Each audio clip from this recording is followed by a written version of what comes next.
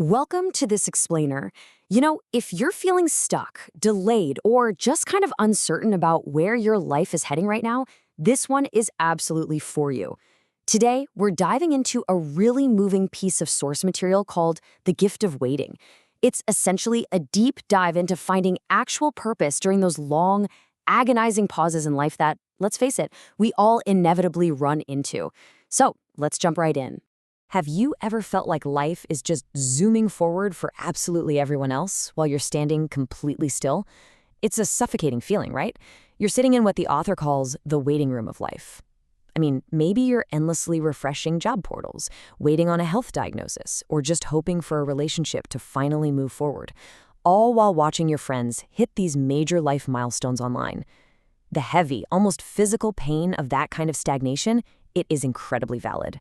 The author of our source material shares this deeply personal 5-year struggle of searching for a dream job, and they describe the feeling so beautifully. They said it's like pressing my face against a glass wall and watching life unfold on the other side. Wow. What makes this kind of waiting so incredibly agonizing is the total lack of a deadline. Think about it. If you knew your wait would end in exactly 1 year, you could just mark your calendar. But waiting without an end date, that brings on this quiet, creeping anxiety that makes even the smallest, everyday tasks feel literally heavy. Well, it's time to fundamentally flip the script on how we view this time. See, we usually look at waiting as a punishment, something passive, stagnant, and just totally empty. But actually, scratch that, because that's an illusion. The reality? Waiting is active preparation. It's a period of absolutely crucial growth. The source suggests that this pause isn't some empty void at all. Rather, it's like a secret workshop where your character and your strength are quietly being forged. To really help us visualize this unseen progress, the source introduces a deeply powerful metaphor, and that is the bamboo plant. The whole concept here is simple but really profound. You have to grow your roots before you can grow your branches. This brilliantly illustrates exactly what that means. So, for the first 4 years after a bamboo seed is planted, absolutely nothing breaks the soil. Year 1, year 2, year 3, year 4, the farmer's watering it, but the whole shebang is happening underground. The plant is busy building this massive, complex root system. And then, in year 5, no way. It shoots up 90 feet in just a matter of weeks. It spends years in unseen preparation, so that when its massive growth finally does happen, it won't just topple over from its own weight. The author actually experienced their own bamboo season. For 4 agonizing years, they tried to get into a master's degree program abroad, just door after door closing. The delay felt like an unbearable burden, and they were frankly entirely ready to just give up. But then, there was this chance encounter while jogging with a woman named Pamela Pyle, and it changed everything. Her simple, encouraging words revived the author's hope to try just one last time. And guess what? That final time worked.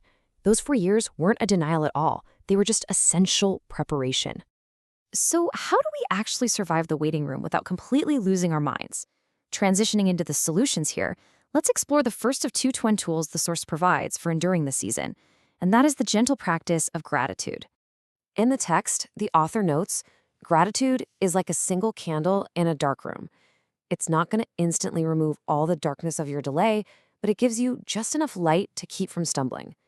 The author talks about how noticing something as incredibly small as sunlight spilling across the floor, or observing the quiet strength of a peaceful mother walking by the roadside can miraculously soften the ache of waiting. It's really all about finding beauty right there in the present pause. There is just immense power in daily gratitude. By keeping a simple daily journal, even if you're literally just writing, I am grateful for food and health, you begin to soften that disappointment. You're actively training your heart to notice the good, which multiplies your joy and really strengthens your resilience to keep going. It shifts your mind from the heavy despair of saying, I have nothing, to the really peaceful realization of, you know what, I have enough for today. Okay, next we need to confront the second tool, which is patience. Now, let's be real, this one is incredibly difficult. We live in a culture of instant delivery. We want overnight shipping, instant messaging, and honestly, we get kind of annoyed when the microwave takes more than 30 seconds. Our modern world treats waiting as an insult, like some inefficiency that just needs to be eradicated. But to survive the waiting room, we have to completely rethink what patience actually is. We really must completely redefine this word. Patience isn't about sitting quietly with folded hands, doing nothing while time just drags on. No, patience is the active choice to build strength while trusting the timing. It's shifting from this passive waiting game into a muscular, active endurance. You're making the conscious choice not to force outcomes before they are actually ready. To put that into perspective, think of an apple orchard.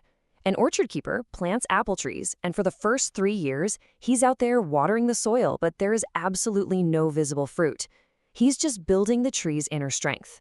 Then, in year 4 and beyond, the blossoms appear. That first harvest arrives, and it results in lasting, multiplying abundance. Patience protects us from premature breakthroughs that we just aren't ready to sustain. I mean, if you get the fruit too early, the branches are going to break. So, what does this all mean? How do we actively wait? Well, here is exactly how you put this into practice without burning out. First, focus only on what you can control, like your own mindset. Set small daily goals so you actually feel that forward motion, and develop consistent routines to give your days some structure. Add in that daily gratitude we talked about, and finally, rest as a discipline. Resting isn't quitting, it's pacing yourself so you don't burn out before your big breakthrough even arrives. As we bring this all together, notice how these hidden gifts prove that the delay itself is building the exact character required for your eventual success. The waiting room gives you faith in the unseen. It teaches you humility in your own limits. It builds the resilience you're going to need to endure criticism. And it grants you the gift of noticing the small things and the gift of being fully present with your loved ones. Gratitude turns what we have into enough, and patience turns waiting into growth. That beautiful realization from the source really captures the ultimate takeaway of our explainer today. If you combine these two practices, the waiting room absolutely stops being a prison and starts becoming a classroom. I want to leave you with this final provocative thought. Look at your own life right now. What roots are you growing in your waiting room? Think about the secret, unseen preparation happening in your life today. Don't despise the wait, hold it gently, live it fully, and trust that something incredible is getting ready to bloom. Thank you so much for joining me for this explainer, and keep growing those roots.